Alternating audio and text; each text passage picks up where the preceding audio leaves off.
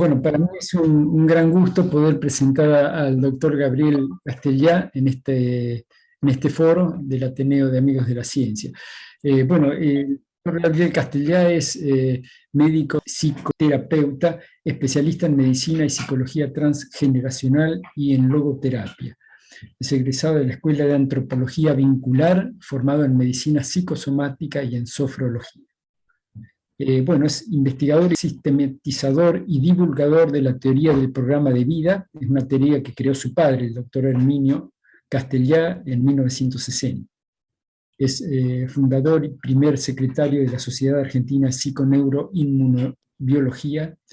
Tiene varias actividades. Yo voy a resumir un poco para no quitar tiempo a lo que va diciendo. Presentaciones en congresos, conferencias. Es docente también en varios institutos y universidades. Él ha dictado cursos, seminarios dirigidos a profesionales de la salud y público en general en varios países. Es autor de 13 libros, 12 libros publicados y uno que está en vías de publicación. Yo, discúlpenme, voy a ser breve para poder dar la palabra al doctor Castellá. Perfecto, muy agradecido nuevamente. Si ustedes están de acuerdo y si es posible, les propongo que hagamos todo el tiempo de intercambio. O les sugiero la posibilidad que intervengan, que interrumpan cuando quieran, haciendo aportes que les parezcan adecuados, preguntando. Inclusive por ahí, quizás les haga yo también preguntas a ustedes, para motivar este intercambio, este ida y vuelta. Primero, como introducción, me gustaría darles esta reflexión que pertenece a Jung. Jung decía esto, que el ser humano, para poder orientarse, o para que la conciencia se ubique o se oriente en el ámbito psíquico, disponemos los seres humanos de 4 funciones, que son la sensación, el pensar o el pensamiento, la intuición y el sentimiento. Gracias a la sensación es que podemos tener un primer contacto, una primera conexión con aquella experiencia en la que estamos sumergidos, el ser con el que estamos en contacto, el objeto con que estamos conectándonos. Y esto tiene que ver también con la percepción, ¿no? En segundo lugar, el pensar nos permite discernir, poder clarificar de qué se trata aquel ser o aquella experiencia o aquel objeto con el que estamos en contacto. ¿Sí? La intuición nos permite develar de dónde procede y hacia dónde se dirige ese ser que estamos en contacto, o ese objeto, o la experiencia que estamos atravesando. Y voy a hacer una breve paréntesis. Mientras el pensar equivale a una fotografía, la intuición equivale a una película. Y el tiempo que demanda para pensar y captar entonces una especie de fotograma, la intuición nos permite develar la película completa. Y Jung decía que la intuición es la percepción inconsciente. Cierro el paréntesis, y la última función es el sentimiento. Es gracias a los sentimientos que nos comunican o nos conectamos con lo que representa para nosotros la experiencia que estamos atravesando. ¿Sí? Después, si quieren, ampliamos cada uno de estos puntos. Y lo tomo como introducción para lo siguiente. Para poder adentrarnos al tema que vamos a desarrollar, se requiere hacerlo con la apertura que nos invita a la sensación, para poder abordar una novedad con espontaneidad, pero también tenemos que saber utilizar nuestra capacidad de discernimiento, de razonamiento, es decir, todo aquello que está en la órbita del pensar o del razonar, pero también habilitar la intuición para ver algo más allá, que escapa a la posibilidad del pensar y que nos va a permitir un abordaje, una aprehensión con H en el medio, superior a la que desde el pensamiento podríamos tener. Y también abrirnos a qué sentimos y qué nos está comunicando esta experiencia que estamos atravesando. Así que para desarrollar un tema que es complejo pero también fascinante, como es el de las paradojas, necesitamos estas 4 funciones. ¿Qué significa la palabra paradoja? Empecemos por su raíz etimológica. Es un concepto griego. Le debemos muchísimo a la cultura griega en cuanto al saber que tenemos en Occidente. Y paradoja significa para, al lado de, también significa que está separado, o inclusive contrario. Y doxa es opinión. Así que la paradoja es aquello que de alguna manera nos confronta, se pone al lado, o inclusive difiere, y se pone casi en la vereda de enfrente de la opinión, y sobre todo la opinión común que sobre un determinado tema tenemos. ¿Sí? La paradoja es una contradicción solo con la apariencia. Mientras la apariencia es una falsedad verosímil, la paradoja es una verdad inverosímil. Y en palabras más sencillas, le invito a Borges, que ustedes tuvieron el gusto de adentrarse allí o a él con Augusto la semana pasada. Borges definía la paradoja como una verdad que parece una mentira. Pero lo que hay que rescatar es que la paradoja nunca contradice la verdad. Es un desafío que incita a pensar de una manera original, innovadora, distinta a la que estamos acostumbrados, desafía la razón, pero no para socavarla, tampoco para socavar la verdad, sino para expandir sus horizontes, para expandir sus territorios. ¿Sí? Y lo que los griegos llamaban paradojas, esto es lo que voy a decir ahora, lo mencionaba Cicerón, él decía esto: mientras los griegos llaman paradojas, o a lo que los griegos llaman paradojas, nosotros lo llamamos cosas que maravillan. Porque en realidad parece asombroso que sea cierto lo que la paradoja afirma, por lo menos en una primera impresión. ¿Coinciden? Y quisiera, en esta introducción del tema, para después adentrarnos en las paradojas que propuse, que podemos inclusive variarlas, no tienen que ser esas, y no sé si nos va a dar el tiempo, porque cité 18, quizás no alcance, pero no importa, eso lo veremos sobre la marcha. Quería darles tres reflexiones que tienen que ver sobre la verdad. La primera es el concepto griego. Para los griegos, la verdad la llamaban aletheia, es decir, la verdad era un develamiento. Letos quiere decir oculto, y aletheia significa sacar, destapar, descubrir lo oculto. Por lo tanto, para los griegos, toda verdad era un descubrimiento, quitar aquello que estaba oculto y exponerlo a la luz. Para los latinos, la verdad tenía que ver con veritas, y veritas, o verus, tiene que ver con aquello que es capaz de sostenerse en el tiempo, que puede mantener la firmeza de conservar de alguna manera su estructura a través del tiempo. En castellano, derivados de esta noción, surgen palabras como perseverar, ¿sí? Aseveración, severidad, ¿sí? Que tienen todos este mismo núcleo semántico y el mismo significado de persistencia a través del tiempo. Para el mundo semítico, para los hebreos, la verdad era emuná.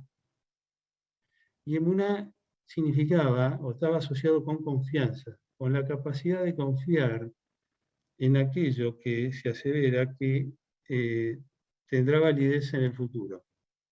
Acá voy a hacer un pequeño paréntesis, porque para los hebreos, emuná, confianza, verdad primero, y está asociado con la confianza, está ligado a la promesa.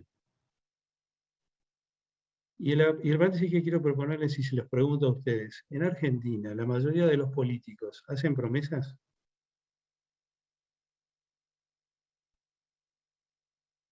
La respuesta es no. Casi ningún político en Argentina hace promesas. Los estoy invitando otra vez a verlo de un modo paradojal.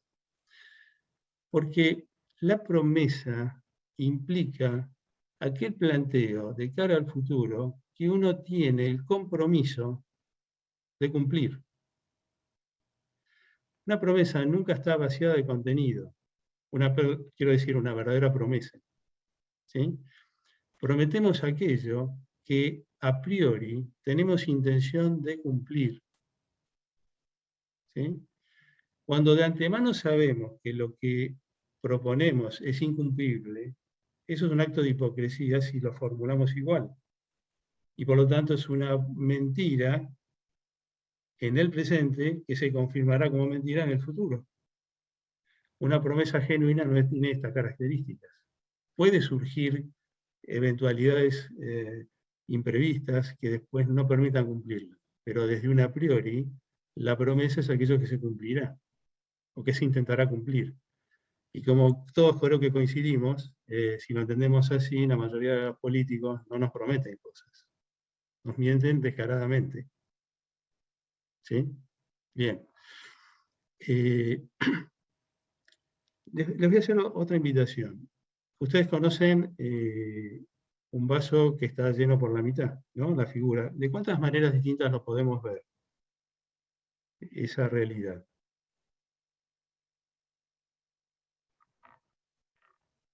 ¿Cuántas les parece? Y uno diría dos, el vaso lleno o medio vacío, eso es lo clásico, ¿no? Muy bien, esas son correctas y podríamos agregar 5 más. Las que mencionó Victoria tendrían que ver. Medio lleno sería la visión optimista, medio vacío sería la visión pesimista. Por la mitad, dirían algunos, es la visión realista. Después está una que tendría que haber hecho un dibujo, que es la visión surrealista. Y pondría el agua por la mitad, pero la pondría vertical. ¿Sí? Bien. Luego está las dos que a mí más me entusiasman, y sobre todo la que voy a mencionar en primer lugar, que es la del físico, y la del físico clásico. El físico clásico nos diría esto: ese vaso está lleno mitad con agua y mitad con aire, pero está lleno. Y esta es la visión que a mí más me interesa, porque nos permite apreciar lo que a simple vista no se ve. Y si hay algo que tiene esencial la paradoja, es la capacidad de descorrer los velos de la apariencia, los que haya, los que sean necesarios, para poder conectarnos con el fondo de verdad, ¿sí?, que la apariencia oculta. La siguiente visión, que me parece muy interesante y que ustedes dominan mucho mejor que yo, que es la del físico cuántico.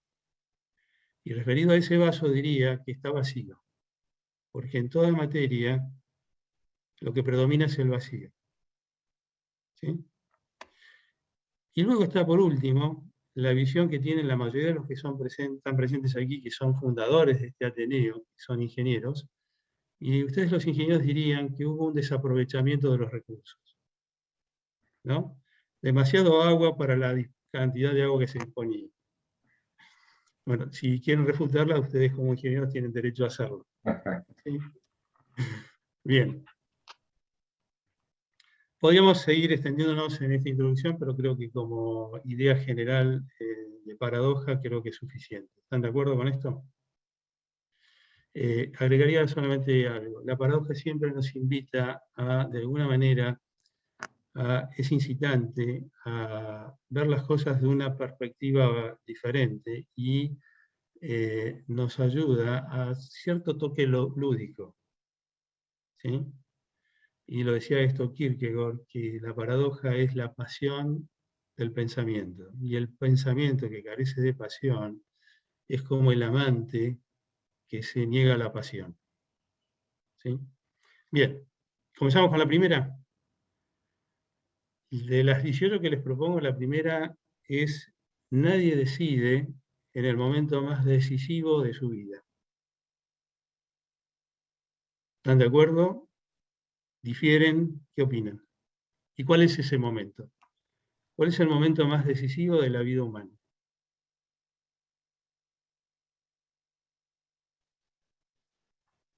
Veo que lo tienen muy claro, así que pasamos a la segunda paradoja. ¿O no? ¿Cuál es el momento más decisivo de la vida humana? Para entender que sea una paradoja. y que nadie decida en ese momento. ¿La muerte? No, la muerte ciertamente es un momento decisivo, sin duda, pero no es el principal, o el momento más decisivo.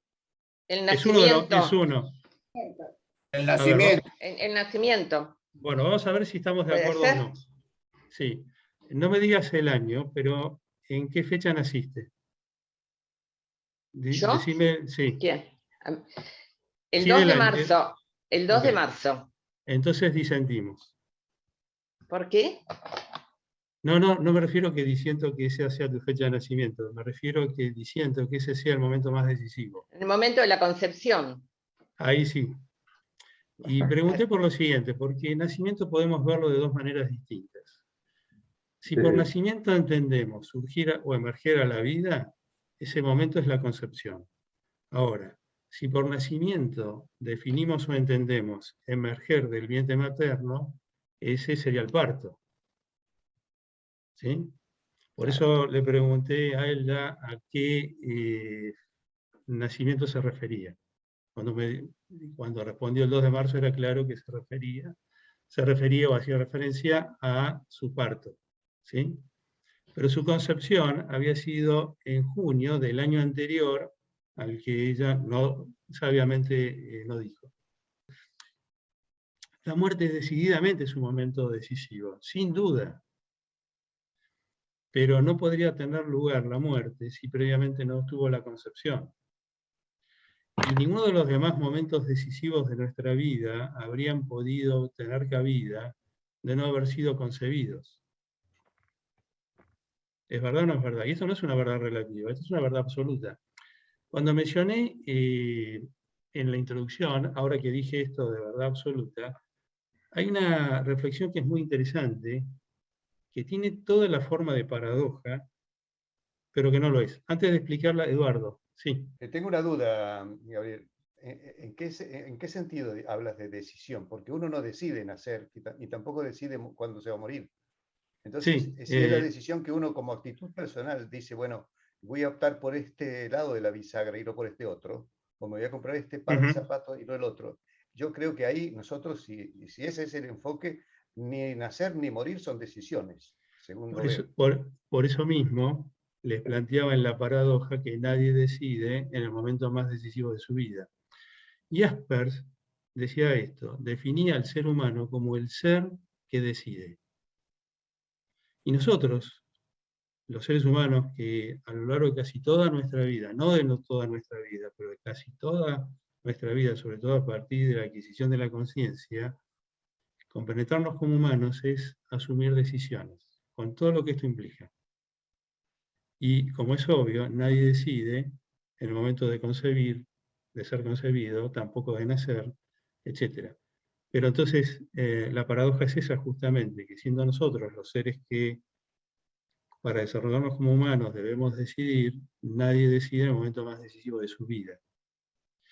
Y quería darles esta idea. Les estaba diciendo que hay un enunciado que suena paradójico, pero que en realidad no lo es. Este enunciado es el siguiente. Hay una sola verdad absoluta. Todas las verdades son relativas. ¿Esto es una paradoja? La respuesta es no. Tiene toda la apariencia, tiene toda la formulación de una paradoja, pero en realidad es un círculo vicioso. Y los círculos viciosos implican un girar sin salir de allí. Porque si decimos que toda verdad, hay una sola verdad absoluta y es que toda verdad es relativa, esta también es una verdad relativa, con lo cual no se puede afirmar como verdad absoluta. Pero si todas las verdades son relativas, ¿sí? Termina siendo entonces una verdad absoluta y se contradice a sí mismo. Se capta la idea, es como la aparente paradoja de cretense que dice todos los cretenses somos mentirosos. Implica una condición sin salida. ¿Sí? Y la paradoja no es un encierro del razonamiento, es el aventurarnos a un paso adelante, a un territorio ignoto todavía, pero a punto de ser develado. ¿Sí? ¿Se capta, no, esta distinción? Bien. El momento más decisivo de la vida humana, entonces, es cuando fue engendrado, cuando fuimos engendrados. Y de no haber tenido cabida, reitero, ninguno de los otros momentos de nuestra vida habían sido posibles. ¿Sí? La siguiente paradoja tiene que ver con esto, y por eso lo voy a ampliar allí, lo que pueda quedar pendiente. Todo hijo, todo ser humano, fue concebido o engendrado en el momento oportuno. ¿Están de acuerdo con esto? Todo hijo fue concebido en el momento oportuno. Muchos están diciéndome que no, y comprendo que esa sea la sensación. Para mí sí. Sí, Miguel. Para mí también sí. Y para mí es sí, porque se produce la conjunción del óvulo y del esperma que fertilizan en ese momento. Si no hubiese existido ese momento justo, no se hubiese podido producir el nacimiento. Como le planteaba recién, ninguno de los otros momentos. Pero miren este detalle. ¿Cómo se llamaban los griegos? Perdón, voy a dar un paso atrás. Los griegos hacían una doble referencia al tiempo. Por un lado hablaban del cronos, que implica el tiempo sucesivo, ¿sí? El tiempo que fluye, la secuencia. Lo medimos, si es que llega a ser cierto, a través del reloj, a través del calendario, ¿sí? Todo esto tiene que ver con el cronos. Pero para los griegos había otro tiempo, tan o más importante que el cronos, que los denominaron kairos. Y el kairos no representa cualquier momento, es el momento, con mayúscula. Para los griegos el kairos era el momento propicio, el gran instante para que algo pueda tener cabida. ¿Sí? Como ustedes recuerdan, en Eclesiastés hay un tiempo para la siembra y otro para la cosecha. Voy a hacer un pequeño paréntesis. Me acabo de acordar de una anécdota hoy graciosa, pero que en aquel momento debe haber sido preocupante. Ustedes saben que existe en Chubut, existe como están los descendientes, que se instaló en la provincia de Chubut una colonia galesa. Lo hizo allá, fue más o menos por 1860, por allí. Y se ubicaron en una latitud más o menos parecida a la del Gales natal, aproximada, no fue exacta. Pero quiero mencionar esto por lo siguiente, y ya voy, Eduardo. Lo interesante es que durante los 2 primeros años fracasaron en la cosecha del trigo. Las tierras eran buenas, la semilla era apta. ¿Por qué fracasaron? No respetaron el kairos de la siembra. Cometieron un error, estaban acostumbrados en su Gales natal a sembrar en enero. Y aquí hicieron lo mismo cuando llegaron. Sembraron en enero. Claro, el pequeño detalle que no tuvieron en cuenta en el primer momento fue que lo hicieron en contraestación. El mes era el mismo, pero la estación no. Y el trigo se siembra, el kairos de la siembra para el trigo es invierno. Y acá lo estaban haciendo en verano. Cuando advirtieron y corrigieron este error, pudieron tener las cosechas necesarias. No puede haber, no hay posibilidad alguna que alguien sea engendrado en otro momento que el que sucedió. No tenemos segunda posibilidad, segunda oportunidad para ser engendrados. No existe. Era ese momento o nunca. No hay otra alternativa. Es tan específico esto que al mismo tiempo, así como existe la precisión de ese momento oportuno y preciso, siguiendo lo que aportó Miguel, nadie podía haber sido engendrado por otros progenitores que los que intervinieron. De haber sucedido por otros progenitores, sería otro ser humano el que existiría, pero no ninguno de nosotros. aún con los mismos progenitores, en otro momento, hubiera tenido lugar otro ser humano, no nosotros, o ninguno de nosotros. Así que la verdad, y esta es una verdad absoluta, no es una verdad relativa, todos hemos sido engendrados en el momento oportuno. Puede ser la vivencia respecto a nuestra aparición vivida como inoportuna, anticipada o postergada, respecto a la intención que había. Eso sí es posible, pero eso es un aspecto subjetivo.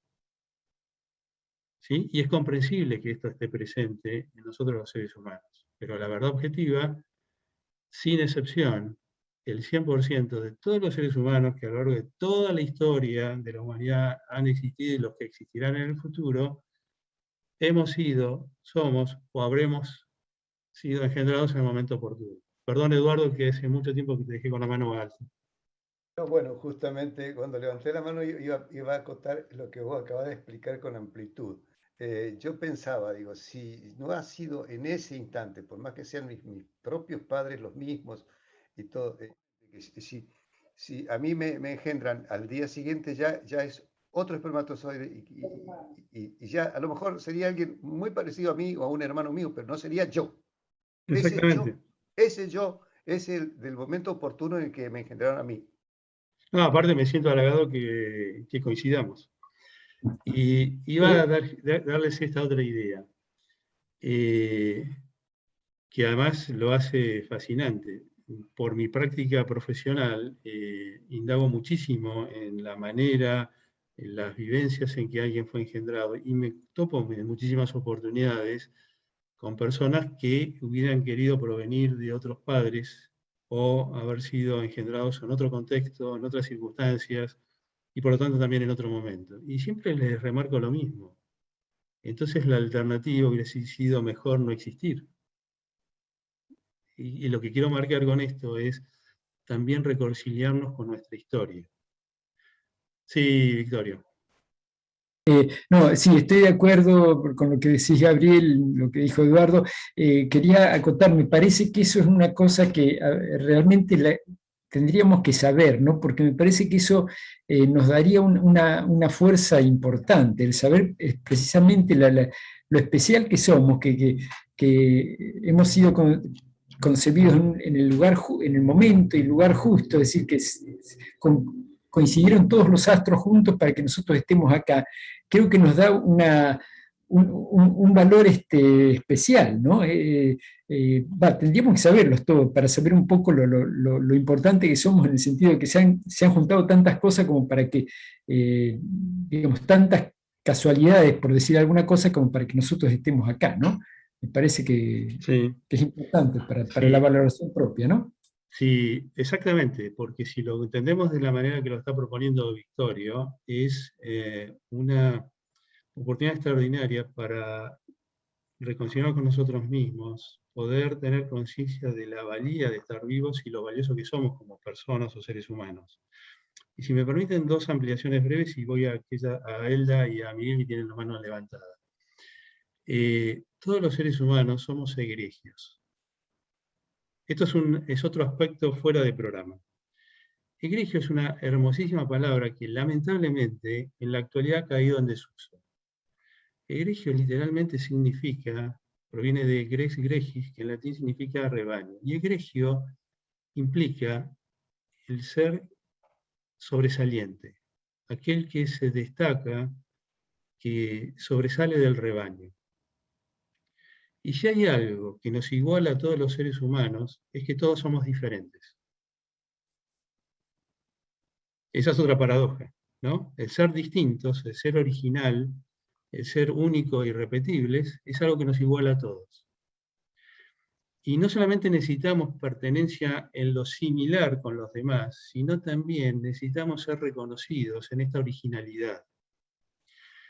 Y si hilamos un poco más y profundizamos un poco más en esta idea del tiempo, todos hemos sido engendrados en el momento oportuno, pero hemos sido engendrados a tiempo, con tiempo, ¿sí?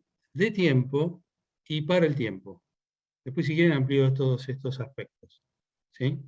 Pero les doy esta otra idea. No solamente fue imprescindible o que nosotros hayamos sido engendrados en el momento que sucedió porque no podía haber habido otro, pero lo mismo aconteció con nuestros padres.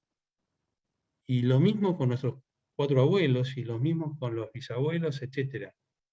Y fue necesaria todas las generaciones que nos precedieron para que pueda tener cabida la nuestra. Así que si seguimos hilando, es casi un milagro que estemos vivos y que hayamos sido nosotros los que emergimos de esa concepción. ¿Sí? Elda. Sí, una pequeña pregunta. La concepción es ese momento único. ¿Qué sucede con la concepción de los que son no mellizos, sino, ¿cómo se dicen? Los que nacen Gemelos. gemelos. Sí. Rápidamente. Los mellizos provienen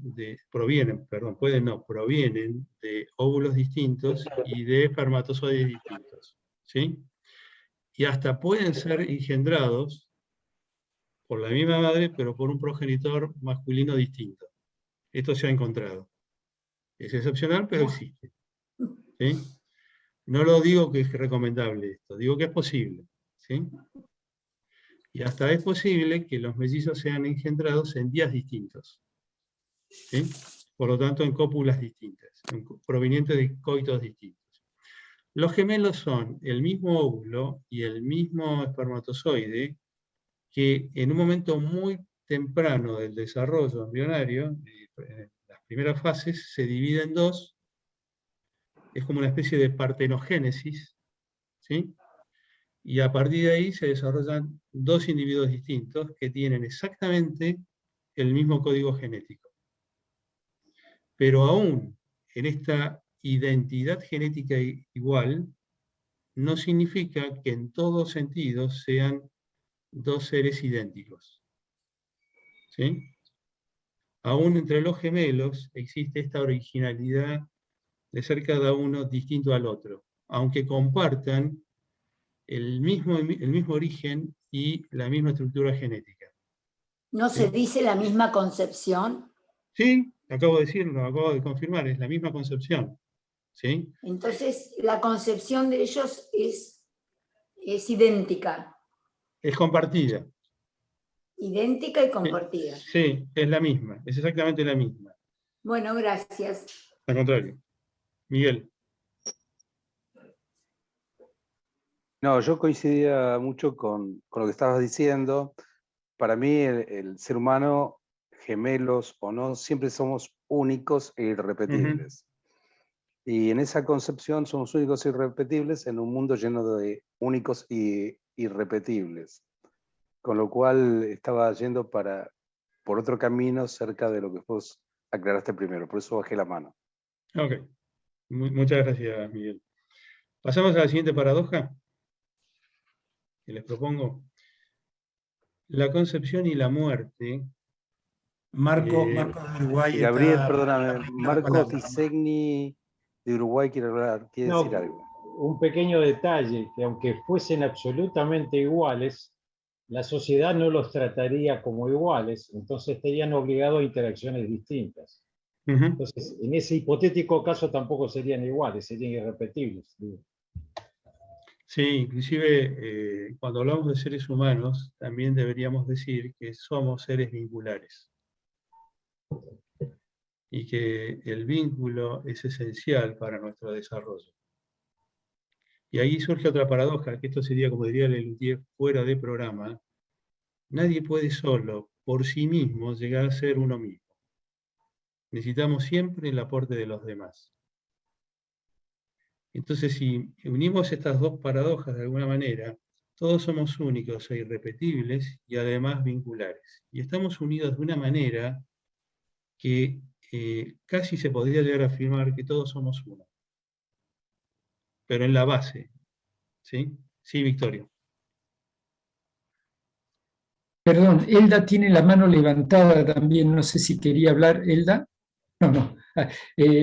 Sí, Gabriel, con respecto a lo que decías y lo que decía Marco, yo estaba pensando que efectivamente nosotros, nuestra conformación genética o nuestra conformación así corporal es la mitad de lo que somos, mitad, por decir una cosa, no sé qué porcentaje será, y la otra es toda nuestra conformación nos adquirimos después por nuestra vida en la sociedad, en la familia y por todo lo que... o sea, eso es lo que me parece que no es solamente el material de que estamos hechos, sino cómo después nos alimentamos con todo ese entorno social, ¿no? Eso conforma el yo nuestro, ¿no? El doctor Acevedo y lo hacía junto, me estoy olvidando el nombre del otro colega con el que hicieron esta reflexión, decían que el ser humano es lo heredado, lo adquirido, lo aprendido y lo decidido. Martin Buber sostenía algo también muy interesante, y es que cuando hablamos del ser humano, debemos tomar conciencia de esto. El ser humano se implica estar dos en relación recíproca, siempre. Y esto como para poder armonizar un aspecto y el otro, ¿no? ¿Pasamos a la siguiente paradoja? ¿Me permitís, Sí, Gabriel? Raúl. Sí, claro. Quería solamente aportar algo que en su momento me impactó hace un par de años, que fui a una exposición de cuadros de un pintor y vi un cuadro que era como imaginarse el Big Bang. Y hablé con él y me dijo, en realidad me inspiró una fotografía que sacaron en una revista médica donde habían podido captar la foto en el momento de la concepción. O sea, cuando el espermatozoide pudo llegar al óvulo. Y eso hace una explosión de un desprendimiento de energía tremendo, parecido al Big Bang. O sea que me llamó la atención. Te agradezco este aporte, porque eso omití decirlo cuando les planteé las dos primeras paradojas asociadas con la concepción. Exactamente esto que acaba de decir Raúl es lo que pensaba aportarles.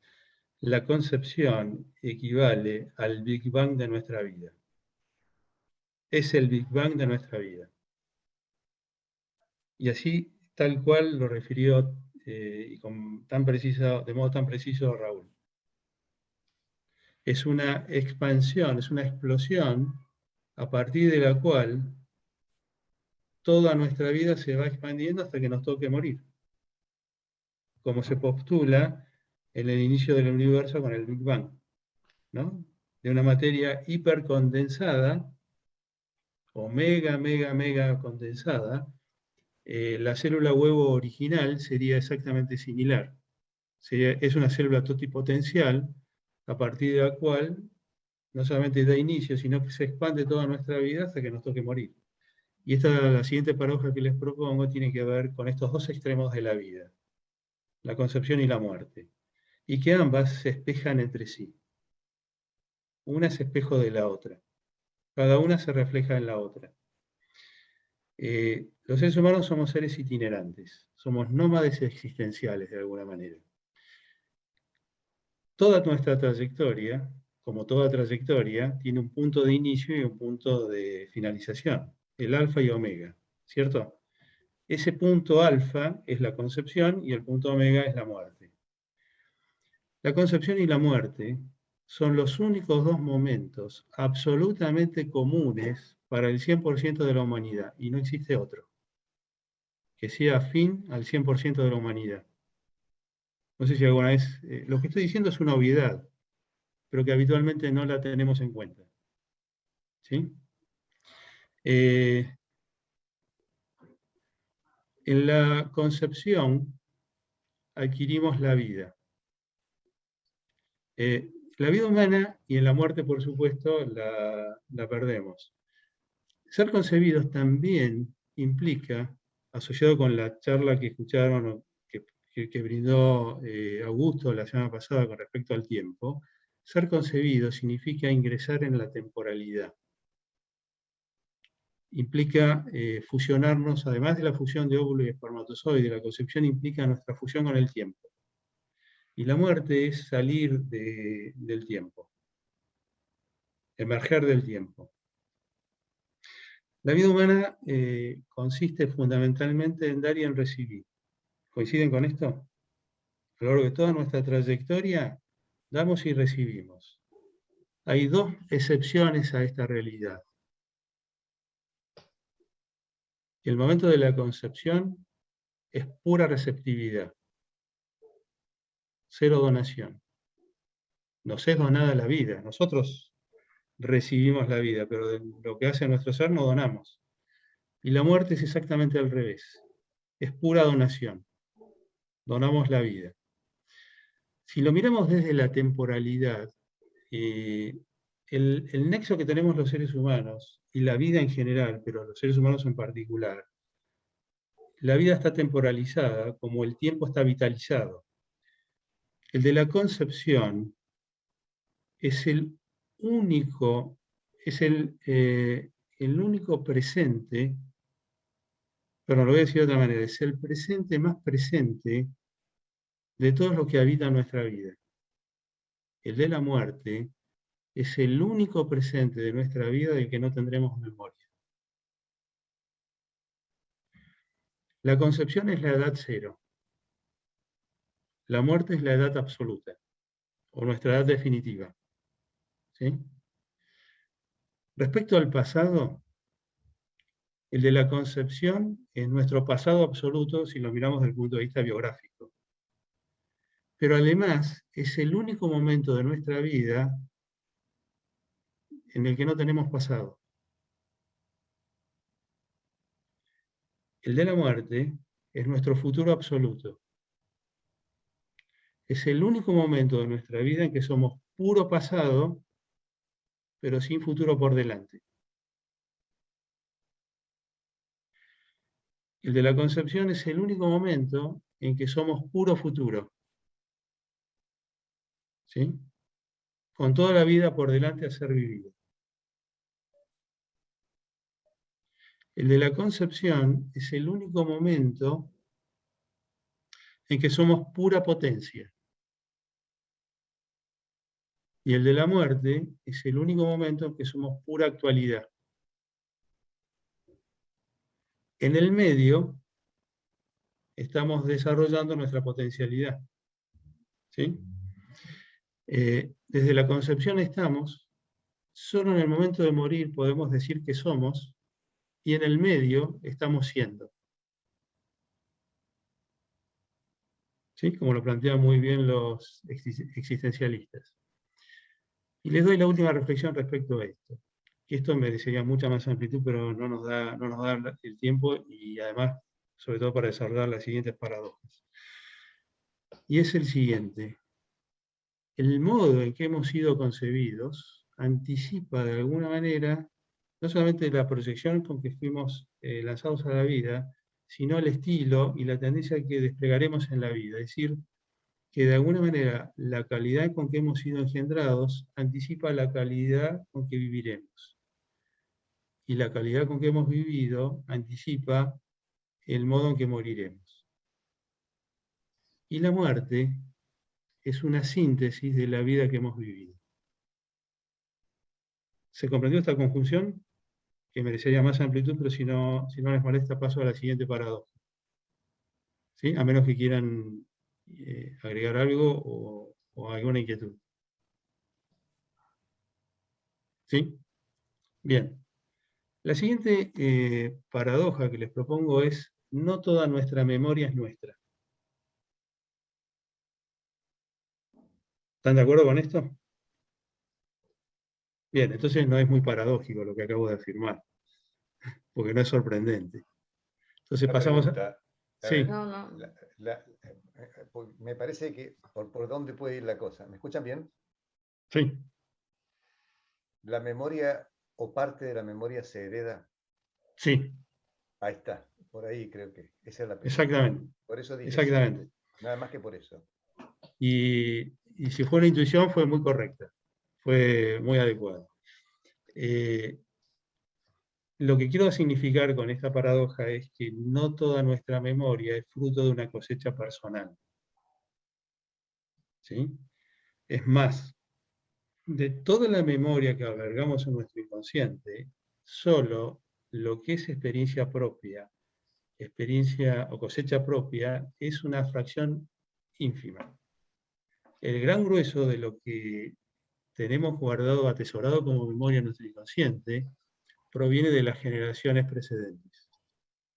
Y no sé si saben que son aproximadamente 50.000 las generaciones que nos preceden. Pequeño dato. Así que miren si tenemos memoria que alberga nuestro inconsciente. ¿Sí? Y después hay una reflexión muy interesante de Ricardo Piglia, y él dice esto, que la lectura es una manera de poder formar una memoria propia a partir de los recuerdos y experiencias de otros, o ajenas. ¿Sí? Luis.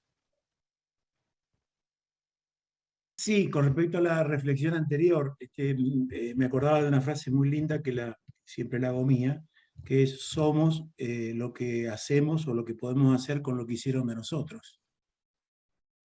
Sí, tenemos un rol protagónico en nuestra vida, y entonces, siguiendo tu reflexión, alguien decía, muchas veces es como jugar al truco o jugar al chinchón o cualquier juego de cartas. No podemos elegir las cartas que nos tocan, pero sí podemos elegir qué jugadas hacer con esas cartas. ¿Sí? Y había una reflexión bellísima de Leonardo da Vinci, y él decía esto: un día bien vivido determina un gozoso morir. Una vida bien vivida determina un gozoso morir. ¿Sí? Sí, Miguel. Perdón, tratando de entender un poco más esa memoria de 50.000 antecesores. ¿Hay hábitos o tics o tips, no sé cómo decirlo, gestos que por ahí los hacía un abuelo al cual uno no conoció, pero las personas que lo conocieron dicen: tenés el gesto igual a tu abuelo? No sé si es posible que haya sido heredado o simplemente es una casualidad. Cuando se van acumulando tantas casualidades, uno descartaría que sea casual, ¿no?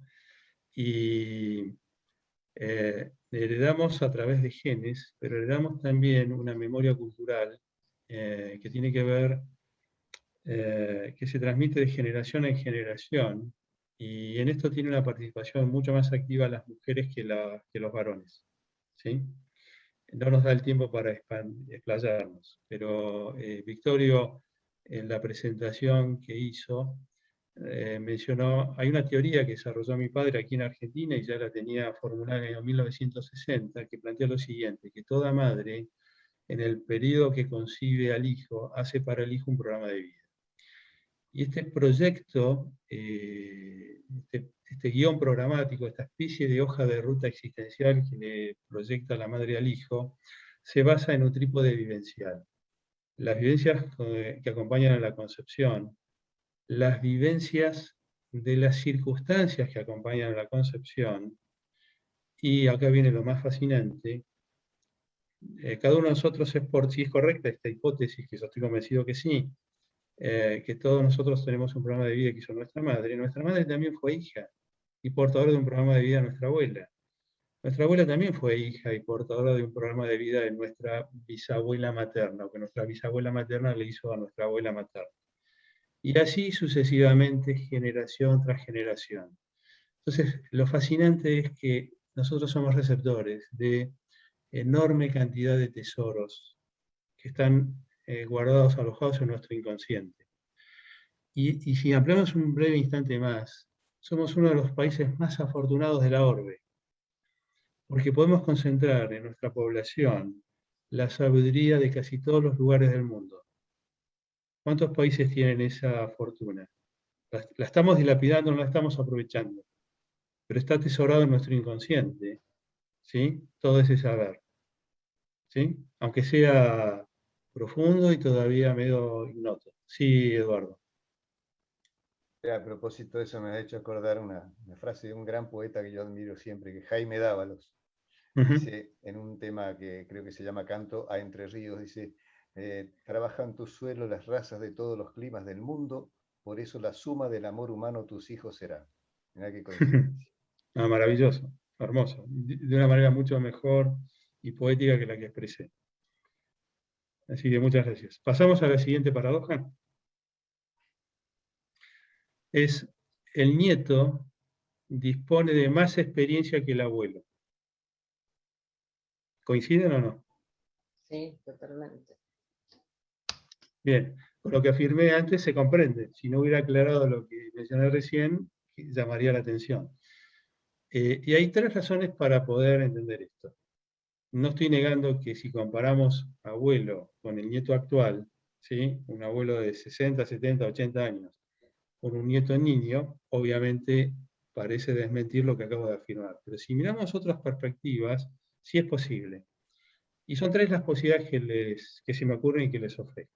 La tercera es la que considero que es el verdadero fundamento para la afirmación que el nieto tiene más o dispone de más experiencia que el abuelo. Pero doy las 2 primeras. Yo ya soy 6 años mayor que la edad que tenía mi abuelo materno cuando falleció.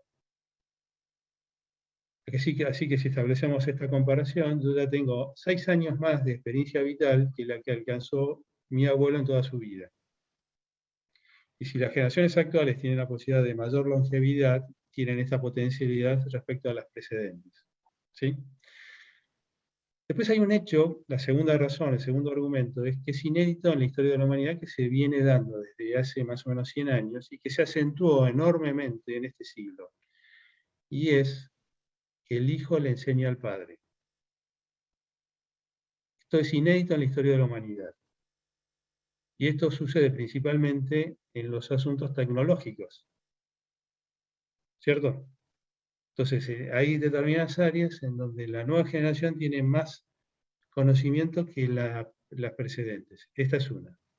Pero el verdadero fundamento para dar justificación argumentativa a esta paradoja es que el nieto dispone a nivel inconsciente de 2 generaciones más de experiencia y de memoria que el abuelo, por lo que les expliqué antes. ¿Sí? Así que entonces puede ser cierto que el nieto disponga de más experiencia que su propio abuelo o sus propios abuelos. La siguiente paradoja, a ver si coinciden. Revelar, sí, Victorio. Sí, perdón, Gabriel. A ver, volviendo al tema este de la memoria que heredamos, ¿no es cierto? Yo estaba pensando, por ejemplo, suponte el tema de los animales, o no sé si eso tiene que ver con el tema instinto, yo desconozco, digamos, pero por ejemplo, un animal pequeño sacado de todo el entorno social repite las mismas cosas que haría sus padres, otros animales, sin haber tenido el aprendizaje, digamos. ¿Eso tiene que ver con esa memoria que vos dices que nosotros heredamos así? Solo en una fracción, porque Ajá. el instinto se transmite a través de genes. Nosotros tenemos instintos, sí, pero tenemos una diferencia, esto lo plantea muy bien Frankel respecto a los animales. Mientras el animal es un ser instintivo, nosotros no. Un animal no hace algo que vaya en contra del instinto, nosotros sí podemos hacerlo. Porque los seres humanos somos seres que tenemos apertura.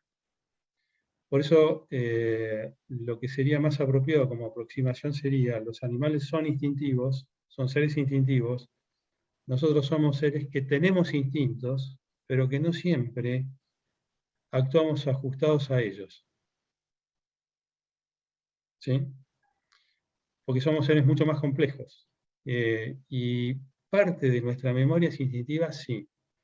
Tenemos memoria que se hereda a través de los genes, sí, pero no alcanza todo el caudal de memoria. Y hay parte también de esta memoria que les estaba planteando que es cultural y no viaja a través de los genes. Hay una reflexión muy interesante, un dato que aporta, no sé si leyeron el libro Los dragones del Edén, de Carl Sagan.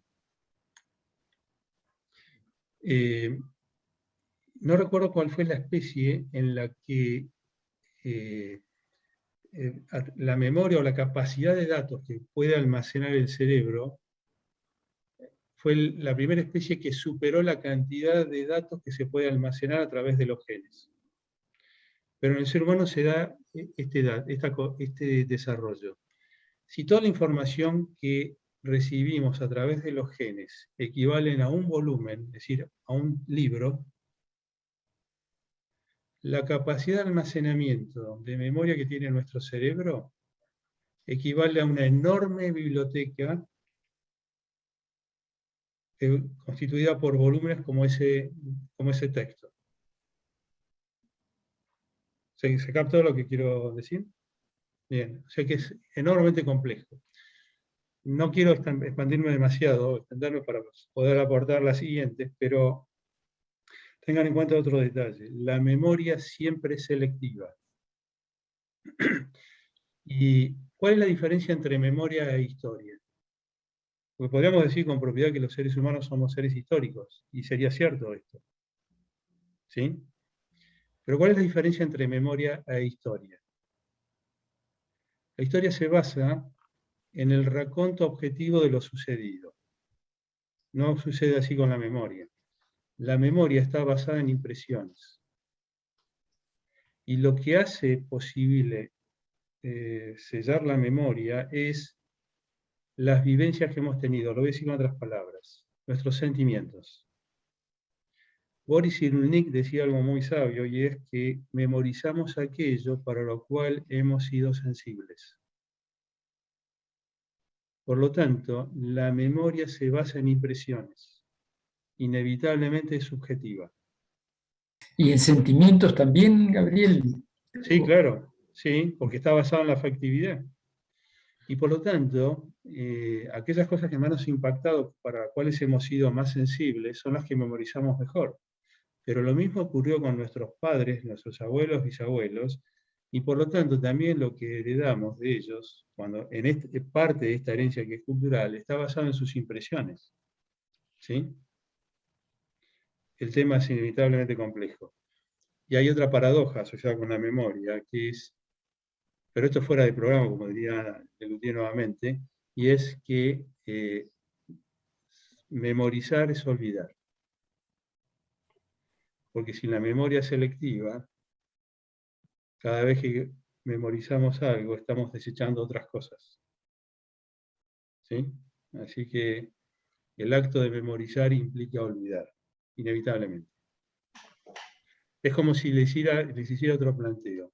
Díganme qué implica limpiar.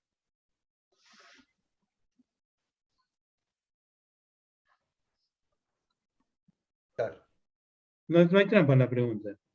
¿Qué implica Quitar limpiar? cosas, eliminar. Eliminar. Quitar cosas. No exactamente. Pero si hiciéramos sinónimos, diríamos higienizar, asear, etcétera, ¿no? Pero ¿saben que además implica limpiar?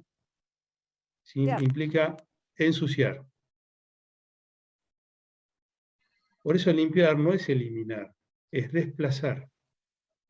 No podemos lavarnos las manos, y lo digo en el sentido literal, no metafórico, sin ensuciar el agua que utilizamos para higienizar nuestras manos. E inevitablemente ese agua, si vivimos en Buenos Aires, será volcada al Río de la Plata. ¿Sí? Si usamos un trapo para limpiar la repisa que está con polvo, eliminaremos el polvo de la repisa, pero se lo transferiremos al trapo. En la misma acción que estamos limpiando la repisa, estamos ensuciando el trapo. Y es inevitable esto, ¿no? Como el foco de la conciencia lo ponemos en lo que nos interesa, omitimos lo que queda sucio. Entonces forma parte de alguna manera de una ignorancia por no prestar la debida atención. Pero en la misma acción estamos haciendo las dos cosas. ¿O no es cierto?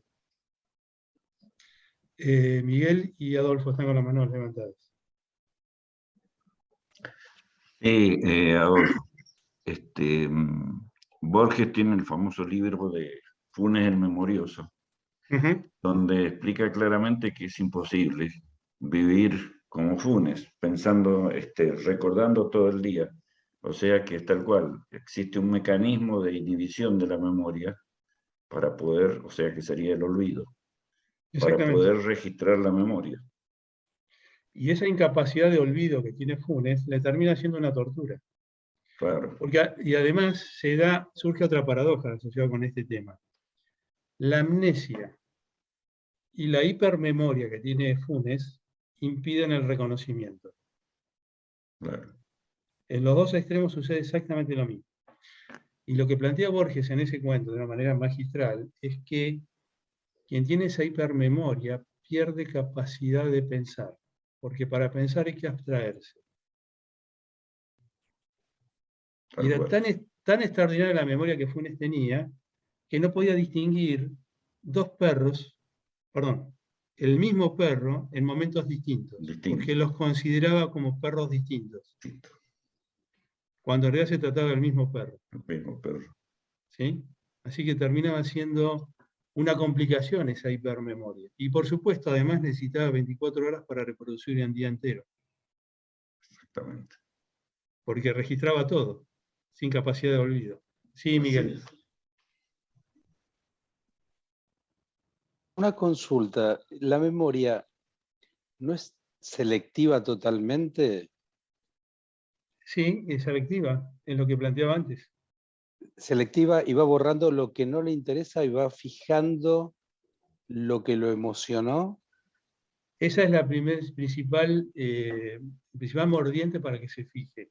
Por eso decía, reitero la frase de Cyrulnik, que memorizamos aquello para lo cual hemos sido sensibles. Ok, perfecto.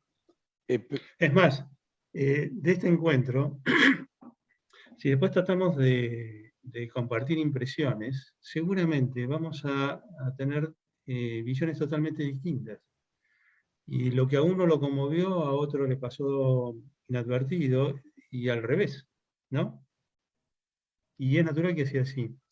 Y además hay otra reflexión muy interesante que es la siguiente. Perdón, ¿te puedo hacer un claro. solo agregado? Yo entendí o escuché o leí que en algunas terapias había parte de la memoria que estaba demasiado bloqueada o anulada, pero estaba presente igual. Sí. Como un trauma, como... Sí. Esto es así, y lo que estás diciendo da pie a reflexionar otra paradoja, y es que hay determinados olvidos que son fruto de una memoria. ¿Se entendió lo que acabo de decir? Sí, sí, perfecto. Que tiene que ver con lo que dijiste, porque hay determinados episodios, a lo mejor muy traumáticos, excesivamente dolorosos, en donde el evocarlos sea tan traumático que sea mejor que esto no suceda y quede bloqueado. Pero entonces acá la paradoja es que es un olvido fruto de una memoria, que en este caso es la de no recordar. Se tiene el recuerdo de no recordar. Bien, podemos pasar a la siguiente paradoja, porque si no, no vamos a llegar a las 18. Bueno, tampoco es imprescindible, no pasa nada si no las completamos. ¿Qué es lo opuesto a la rebeldía? A ver si coincidimos. Ahora se los pregunto antes de darle la paradoja. La aceptación. La aceptación es una postura muy sabia. La obediencia. Sumisión. La sumisión. Esa sería una expresión más acabada, ¿no? Bien. Exactamente no. ¿Qué es lo contrario a la hipertensión arterial? La hipo. La hipotensión arterial. Bueno, evidentemente no coincidimos, pero no hay problema. Podemos sobrevivir, ¿no? En esta no coincidencia. ¿Qué es lo opuesto a lo enfermo? La salud. Bueno, esta respuesta que me acaban de dar es distinta a la que me dieron antes y no se dieron cuenta. Les pregunté qué era lo contrario a la hipertensión arterial y me dijeron la hipotensión arterial. ¿Es sano o enfermo tener También, no, presión alta? Es enfermo. ¿Es sano o enfermo tener presión baja? enfermo. Entonces no puede ser la hipotensión lo contrario de la hipertensión. Porque de las dos maneras estamos enfermos. De manera distinta. De manera distinta, pero enfermo al fin. Sería la normotensión, entonces. Exactamente. La normotensión. Si yo les pregunto, para que quede más claro y formulado de modo de imagen, ¿cuál es el día más alejado del 1 de enero? Si no lo piensan, van a decir el 31 de diciembre. Sí, claro. Pero si lo piensan, van a decir Sí. el 2 o el 3 de julio. Es decir, van a pensar a mitad de año. El otro Porque, solsticio. sí, porque además el detalle es este. Si fuera lineal el calendario o el año, entonces 1 de enero y 31 de diciembre están las antípodas. Pero es circular más que lineal. En realidad es una espiral. ¿Sí? En la espiral se combina lo circular con lo lineal. Pero más allá de esta disquisición, lo que quería plantearles es esto. Si es más circular que lineal, 1 de enero y 31 de diciembre están claramente, o si lo pongo así, en los extremos. Y los extremos se tocan. Y lo que en lineal es el centro, en lo circular está claramente en las antípodas. ¿Se comprende lo que estoy planteando? Bien. Sí, sí. Entonces, paradójicamente, el centro es la antípoda de los extremos. Porque los extremos se terminan pareciendo. Si tenemos en cuenta esta premisa, rebelarse es someterse. Y lo realmente opuesto a la rebeldía, ¿saben qué es? La libertad. Sí, Silvia. Silvia, levantaste la mano, ¿no? Tenés el micrófono apagado. Hola, buenas tardes. Sí, justamente iba a decir eso, la libertad, el poder elegir qué es lo que uno hace. Sí, pero va más allá de poder elegir. Porque no solamente... Ser libre, sí, porque ¿por qué me tengo que elegir algo que estar de acuerdo o no? Bien, por eso... si nos demoramos un instante en este punto, le formularé alguna paradoja más asociada con el tema fuera del programa. Pero que la idea es la siguiente. ¿Saben el origen etimológico de la palabra rebeldía? Re es volver a, pero viene de bellum. Bellum es bélico, es decir, guerra.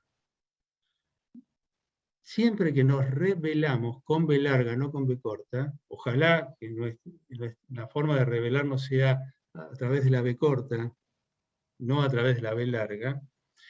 Voy a dar otra idea, perdón que hago esta digresión. Nosotros vivimos en una cultura que entroniza la rebeldía, como si fuera una cúspide a la que hay que llegar. Y en realidad está muy lejos de ser una cúspide, ni siquiera es la mejor alternativa.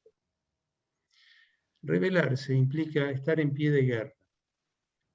Es una lucha en contra de. La libertad es estar a favor de algo. Con la rebeldía destruimos, con la libertad construimos. La postura de la rebeldía siempre es anti. La postura de la libertad siempre es pro, sin ninguna connotación política con esto. Claro. La rebeldía es una ruptura de un orden instalado, etc. Y una lucha contra el autoritarismo, o aquello que uno siente que se nos trata de imponer. La libertad es un trabajo a favor de lo que uno entiende más adecuado, y por lo tanto es una apertura a algo mejor. Toda ruptura implica un corte, toda apertura implica una integración. Es muy distinta la dinámica. Toda postura rebelde es reactiva. Desde la libertad desarrollamos acciones proactivas. Desde la rebeldía, como les planteé en el sentido etimológico, estamos en pie de guerra, y por lo tanto la emoción que domina es la ira. Desde la libertad, que es un proceso constructivo, empleamos el vigor, y la emoción que domina es el amor. si empiezan a analizar todo lo que les acabo de escribir, no están claramente en las antípodas, rebeldía y libertad. Y les cierro la idea con esta otra propuesta. En la rebeldía predomina la ira, pero está oculto el miedo. En la sumisión o en el sometimiento predomina el miedo, pero está oculto la ira. Tal es así que si denominamos de mejor manera, de forma más precisa, la sumisión, podríamos decir que es rebeldía pasiva, a diferencia de la otra rebeldía que sería rebeldía activa. En la sumisión tenemos la intención o el impulso para oponernos, nos predomina en nosotros el miedo y nos limitamos, nos paralizamos. Pero está el cierto anhelo de oposición, que no se exterioriza, pero está presente. Por eso lo habitual es que la sumisión sea la semilla de la rebeldía. Lo voy a decir con otras palabras. Es muy común ver que una generación sumisa engendre una generación rebelde, porque termina siendo dos caras de la misma moneda aunque uno no lo advierte. Y cierro la reflexión con la siguiente idea. En la sumisión a todo decimos que sí. En la rebeldía a todo o a casi todo decimos que no. La sumisión decimos que sí ciegamente. Con la rebeldía decimos que no ciegamente. Con la libertad sabemos decir que sí o que no y de forma lúcida.